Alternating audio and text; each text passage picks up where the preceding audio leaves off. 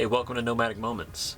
This video is a continuation of the series that we're doing on our truck camper, the renovations and the installs that we did so that we could live out of it full-time as nomads. Today we're going to be talking about one of the most important installs that we did, and that's the WeBoost Drive 4GX and our Wilson directional antenna. For us, the nomadic life is possible because we're able to work online.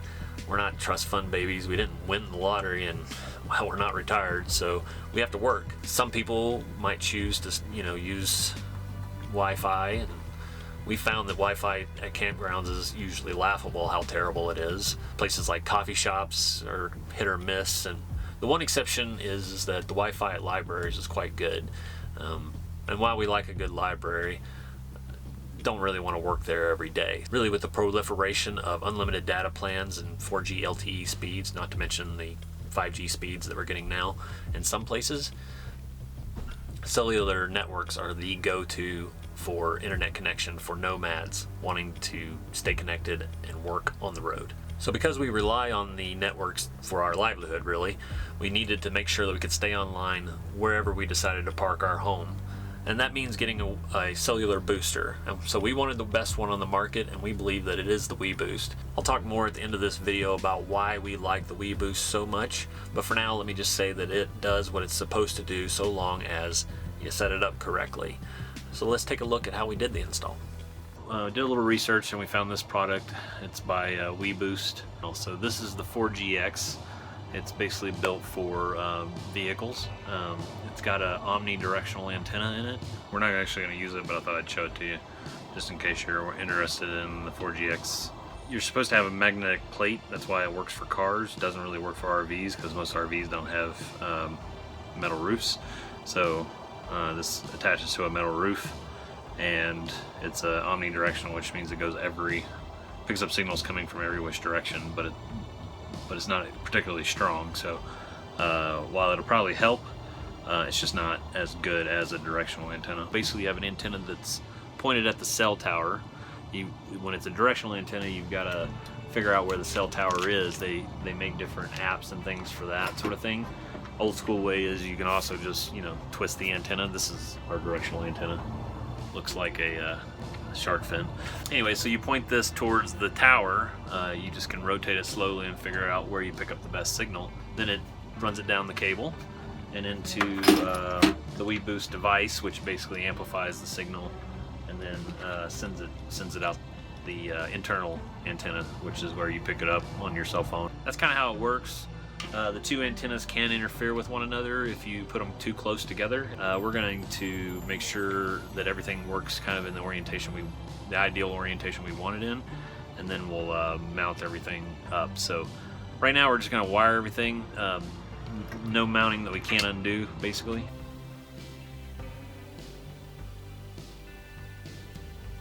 So like I said, I got this external antenna. It's directional, separate from the WeBoost. It's made by Wilson Electronics. It gives you the frequency range that it operates in, and then you want to make sure that the WeBoost operates in that same frequency range. It's coming out of a standard coax or F cable connection. That took way too long to explain. Sorry to bore you guys. And yeah, I'm gonna get started.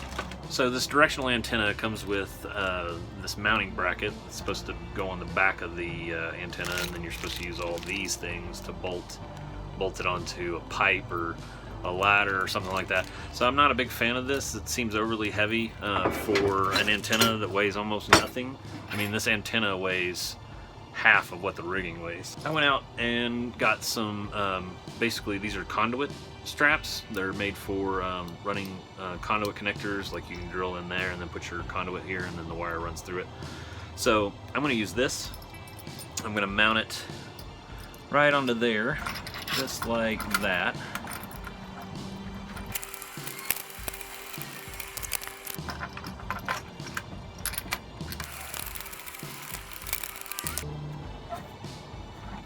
And then the pipe should just run right up there. And so as for the pipe, I just went out and got a piece of lightweight PVC conduit.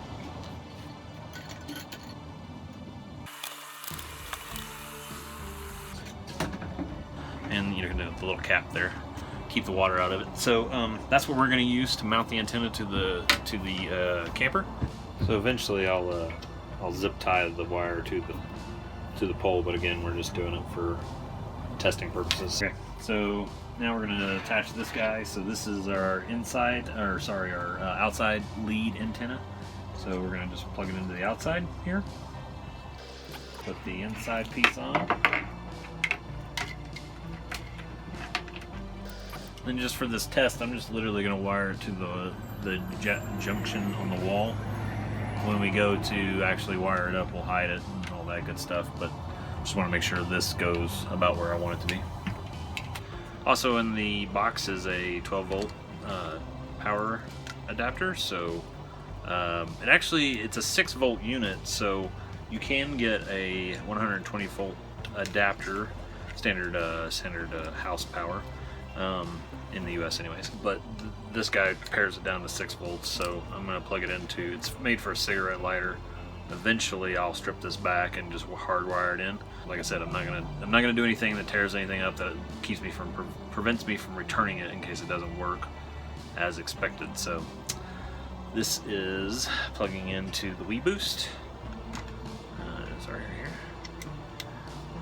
on the end as the outside antenna connection there, and then I'll just hook this into my 12 volt here and power it on, and it'll just be ready to go. We tested it out, the WeBoost. Tested it out with the antenna, the directional antenna off the back. We found the local towers using an app and pointed it at them. We're in the city, so it's a little hard to tell, but basically we were getting about 3 megabits per second upload and 3.5 download without the WeBoost. Then when we we had 2 bars, and then when we turned the WeBoost on, we consistently had 3 bars, and the upload speed was somewhere around 7.5, and the download speed was, I think, 5.5. I think I got it in there somewhere. We're going to do some additional testing before we install completely, but yeah, the initial testing looks promising, so stay tuned. So we went into the mountains west of Colorado Springs to do some testing with the WeBoost, and we found that we were getting speeds about 3 times as fast with the WeBoost on than without. So we were ready to proceed and finish up the install. Now we're going to work on mounting the antenna. This is our directional antenna to the back of the camper. It's going to need to be portable, so we want to be able to take it down, put it in the camper when we're driving, and then put it back out. Directional spin it, lock it down, sort of thing. So we're going to use these conduit flanges, and they've got a butterfly nut on them, so we can loosen it real quick and then tighten it down. So that's going to sit on the back top wall of the camper. I'm going to use 2 of them. Camper top is down right now, just to make it easier to access for mounting. But of course, when we're using it, the camper top is going to be up. So I want it to be somewhere near the ladder so that we can reach it. So what I've come up with, I don't really want to drill just 2 points in the back into the lid of the camper, because when the wind starts to blow, it'll start to move that antenna. I'm afraid it'll shake it around enough to increase the hole size and maybe eventually just rip out. So what I came up with is I'm going to just put this little butt plate adapter that I built just out of 3/4. Wait, what did I build this out of? Yeah, just 1-inch pine wood is all I used. So I cut some angles on it so the water will roll right off. And then I put some mounting holes. So I put 4, so there'll be 4 holes going into the camper, and then these 2 holes will be for the conduit pieces, so the little metal pieces.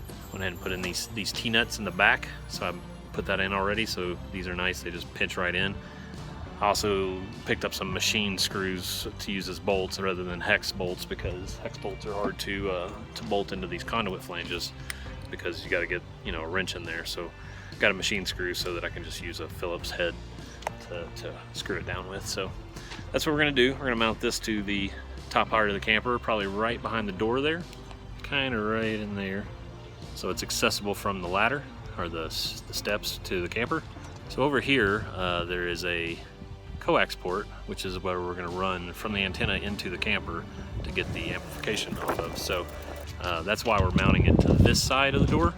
so that I don't have to cross over the door with that cable, because it's just a portable cable. We'll take it off and it'll go with the antenna when we pack up to move. So I need to get the signal to the WeBoost, right? So it has this smaller coax connector. I had a box right there. You can see that black hole. This cover plate kind of set on it, and then inside that cover plate was a coax connector, and it also has a phone jack. Neither of which do we need because we're not going to run television. We're going to watch Netflix off the computer, and we don't need a phone jack because we're going to use wireless. I'm going to get rid of it. I'm just going to replace it with a USB outlet. You never can have too much USB. There's already a hole there, so should be able to plug that pretty easily. So what I did is I just took the coax off the back of that plate. So I've got the coax right here, the black cable, and then I've got my adapter right there. But this coax, I pulled it off the back of that plate, and so it already runs to the sidewall. There's already a connector on the outside that this goes to, so I don't have to drill any holes in the sidewall, which is really nice. One of the last things we had to decide was where to put the internal antenna. Through our testing process, we tried it in several different locations. We tried it on the ceiling, we tried it underneath the bed, and ultimately we decided on putting it right here underneath the range. Now, with the Drive 4GX, the standard one, the mobile one, you have to have your device within 18 to 36 inches of this antenna for it to work properly. Now that may sound like a downside, but let me explain. If this internal antenna is stronger, you run the chance of it interfering with your external antenna. WeBoost does have an RV version of this, which has a stronger internal antenna, but that's made for those massive RVs, not little campers like ours. So for us, just means our device has to be within 18 to 36 inches, and we decided that this location was best for that. So we leave our phones within that 18 to 36 inches, and then they transmit via the hotspot Wi-Fi over to our computers. Now our computers can be anywhere within 30 feet of the phone, and we can stay connected, no problem. So really this smaller antenna is really not that big a deal.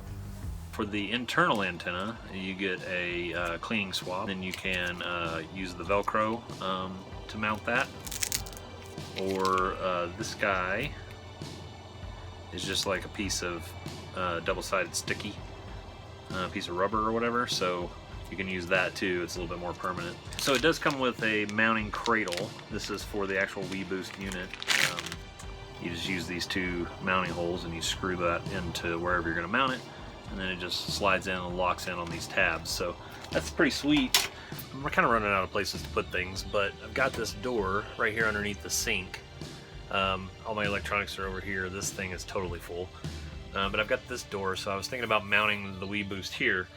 Unfortunately, this piece of wood that kind of goes in between the door is rather thin, so it can't really drill into it. So what I'm going to do is, I've got some Velcro, and it's not your traditional Velcro. It's like they call it fastener tape. It works really well. It can hold up to 10 pounds.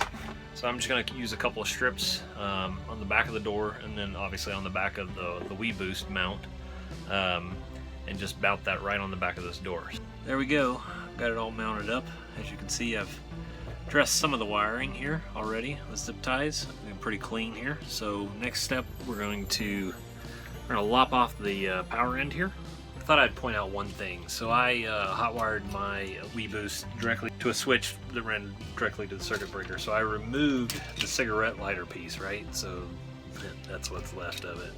I'm glad I took it apart, because when I cut the wire, I assumed that the black-white was the negative and the black was the positive, but that's actually wrong. It's the opposite. So when you take apart the connector, you can see the black-white runs to the positive and trips out through this red. The negative is actually the solid black. So anyways, I wired it up that way and flipped the circuit, and nothing caught on fire. So yeah, so black is negative and black-white is positive. So the one thing that's kind of creative is the WeBoost comes with these stickers, and basically you're supposed to take a picture and text it to WeBoost, and then that's how you start your registration. It's kind of a neat, different way of doing things. From what I've been told is you really need to register these products, because if they're not registered and they start to interfere with like Verizon or AT&T or whoever you're using, they can actually shut you down since you're not using a registered product. I don't know if that's true, but that's what I read, so might keep that in mind. Make sure you register. That's it for the install of this WeBoost Drive 4GX. We've been on the road for quite a while now, and we find that about 75% of the time the cellular networks are strong enough without the booster, but the other 25% of the time the WeBoost allows us to camp in some of the most amazing locales. I mean, we can camp near rivers and lakes and the mountains, and this booster makes getting work done still possible. We find that the WeBoost can shore up a weak signal of less than 1 megabit per second and turn it into 3 or maybe 4 megabits per second, more solid, maybe even get an extra bar or two out of it. Now, that may not sound like a lot to you, but that's really the difference between us getting work done in that amazing locale in the mountains and having to move on down the road closer to town. I want to be clear, the WeBoost isn't a magic box. If there's no signal, it's not going to magically create one. Jennifer and I have a saying, 1 bar is all we need. Once we see that 1 bar of LTE show up on our phones, we know that we're going to be good, because our WeBoost is going to turn that 1 bar into a viable solution for our nomadic needs. It's rock solid, and if you're going to be a nomad, if you think about doing this lifestyle, I highly recommend getting a WeBoost. If you want more information on our WeBoost install or what we think about the WeBoost, we've created a couple of posts on our website. We'll put the links down below. And hey, if you own the WeBoost, we'd love to hear what you think about it, so leave us a comment. If you haven't subscribed to our YouTube channel, make sure you click on the Nomadic Moments logo there so you don't miss any of our future videos. Until next time, guys, we're going to keep traveling.